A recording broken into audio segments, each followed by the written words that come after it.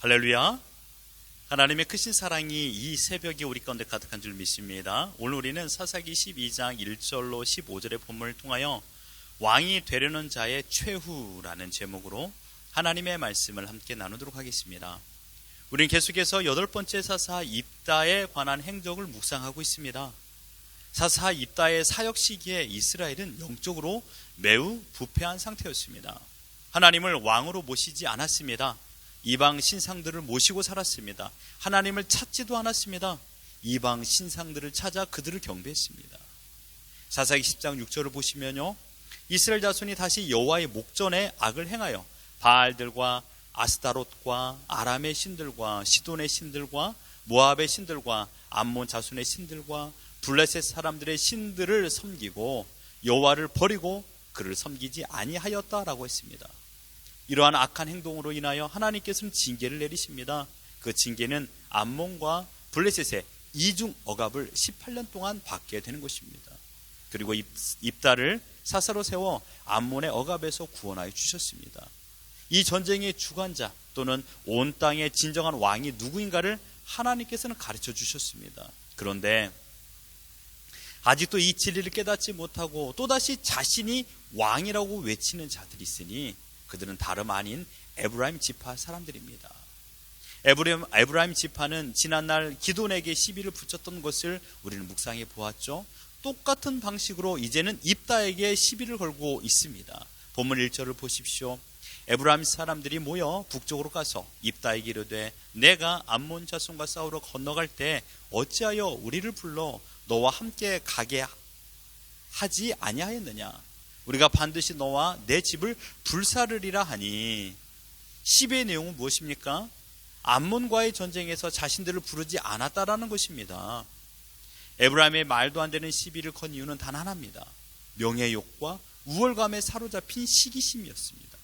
이스라엘에서 왕이 되고 싶어하는 욕심이었습니다. 50년 전 에브라임의 선조들은 기돈에게도 동일한 방법으로 시비를 걸었고 기돈을 통하여 높임을 받았다라고 할아버지와 아버지를 통하여 이야기를 들었던 것이죠. 그래서 아주 동일한 방법으로 또다시 이스라엘에서 가장 큰 지파로 인정을 받고 으뜸이 되고자 하는 마음, 왕이 되고자 하는 마음을 가졌습니다. 하지만 에브라임 지파가 원하는 방향으로 일이 진행되지 않았습니다. 상대는 누굽니까? 우월의식을 주장하는 사람을 죽도록 싫어하는 입다였습니다. 웬만한 협박과 공갈은 에브라임 지파 사람들보다 더 많이 해봤던 동네 깡패들과 함께 살았던 입다였습니다. 입다는 에브라임 지파의 말을 듣고 당신들이 뭔데 지금에 와서 왕의 자리를 내놓으라고, 자신들을 큰 사람으로 인정해달라고 말하는가? 3절에 보십시오. 하반절에 너희가 어찌하여 오늘 내게 올라와서 나와 더불어 싸우고자 하느냐? 에브라임 사람들이 당황했습니다.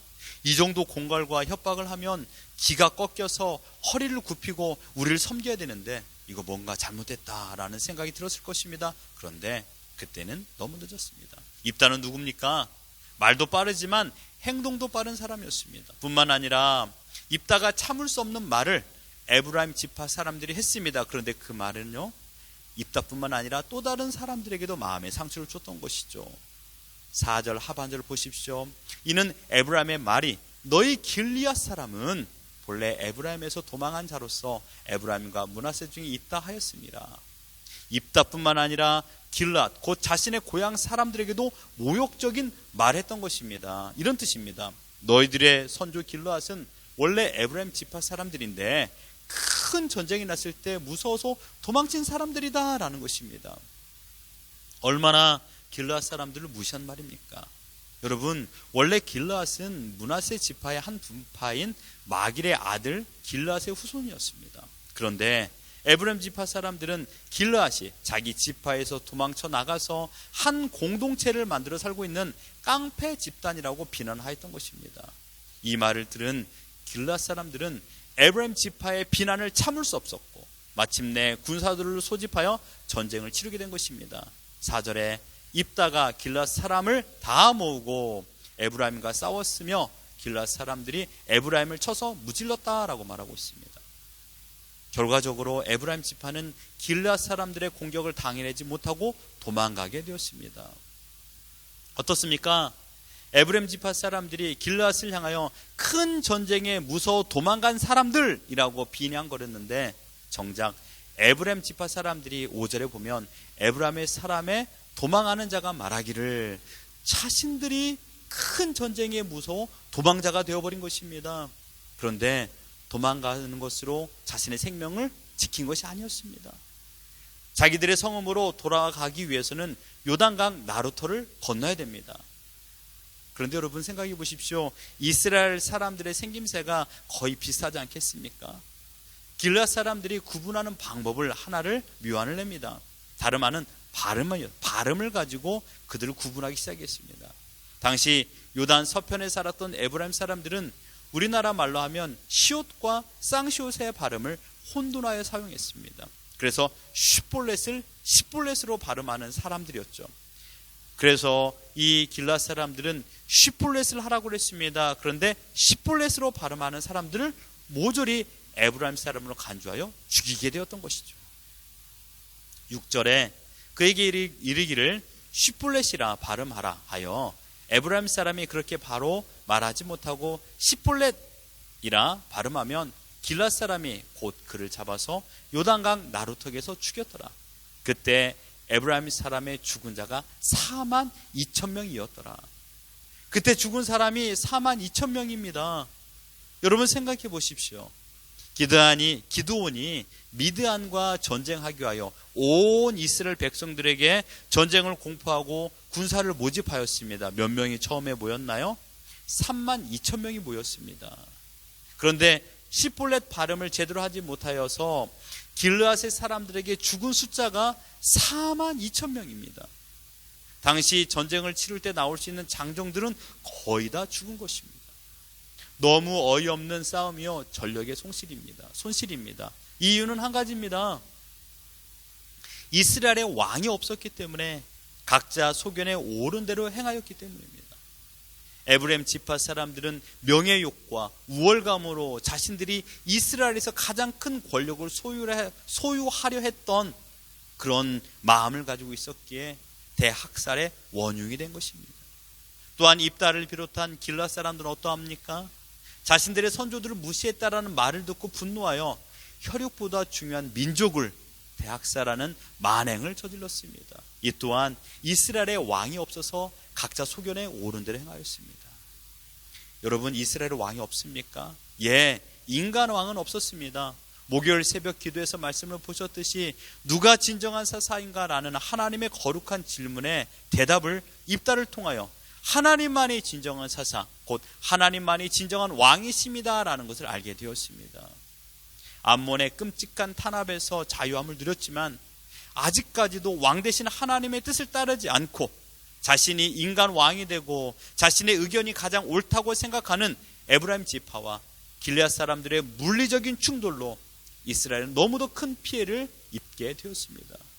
이 엄청난 대학살은 이후에 블레셋 자손의 침범을 받게 되는데 큰 영향을 미치게 됩니다. 사랑하는 성도 여러분, 오늘 본문을 통하여 우리는 다시금 우리 자신을 돌이켜봐야 됩니다. 2번, 3번, 몇 번이고 되풀이되는 이스라엘의 악한 생각, 즉 하나님을 왕으로 모시지 않고 내 뜻대로 내가 원하는 대로 내가 왕이다라고 생각하며 살아가는 사람들의 모습이 지금 우리의 모습은 아닙니까? 지겹도록 들어도 또 들어야 되는 말입니다. 세상에 가장 무서운 것은 상대방이 아닙니다. 내 자아입니다. 내 속에 있는 내가 가장 무섭습니다. 높아지려 하는 내 마음입니다.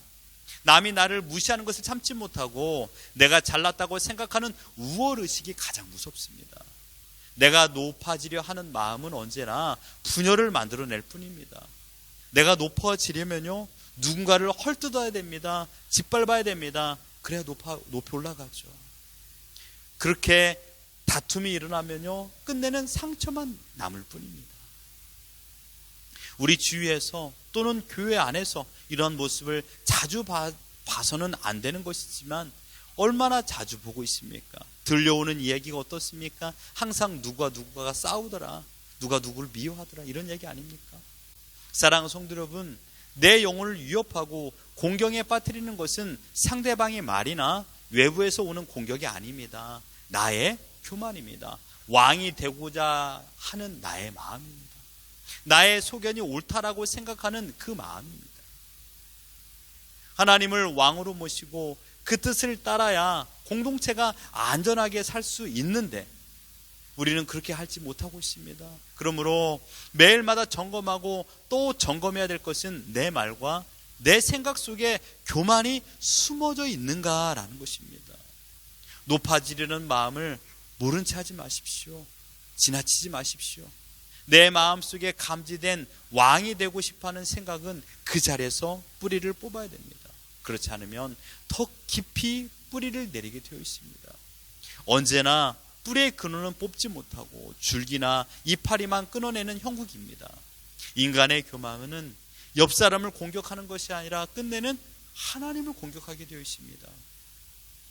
하나님처럼 되고 싶어하는 내 마음입니다. 그래서 교만한 사람은 하나님께서 직접 심판하십니다. 교만하려 했던 지난 시간을 우리는 회개해야 됩니다. 저는 이 설교를 준비하면서 저를 돌이켜봤습니다. 얼마나 교만한 사람이 저인가를 다시금 깨닫게 되었습니다. 너무나도 부끄러웠습니다. 그 시간을 만약에 다시 되돌아간다라면 결단코 그러한 실수를 하지 않겠노라고 다짐하는 시간이었습니다. 그 회개가 교만의 원뿌리를 제거하는 것입니다.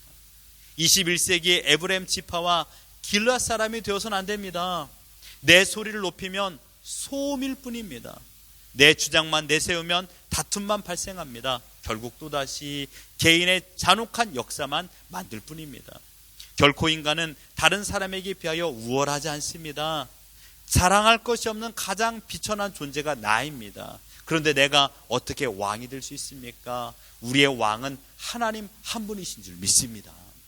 하나님의 주권을 인정하며 그분의 섭리 아래 바른 하나님의 백성으로 겸손과 충성으로 오늘 살아간다라면 왕이 되려는 사람의 비참한 최후를 경험하지 않을 것입니다. 또다시 우리 지난날의 그런 교만때의 마음으로 내가 왕이 되려고 하여 넘어졌던 그 실수를 반복해서는 안 됩니다. 오늘 우리는 이 말씀을 듣고 다시는 높은 자리에 앉으려 하지 마시고 항상 겸손함으로 상대방을 높여주시고 하나님을 찬양하며 오늘 나에게 허락하여 주신 것에 만족하고 감사, 기쁨으로 살아가는 우리 모두가 되기를 예수 그리스도 이름으로 축원합니다.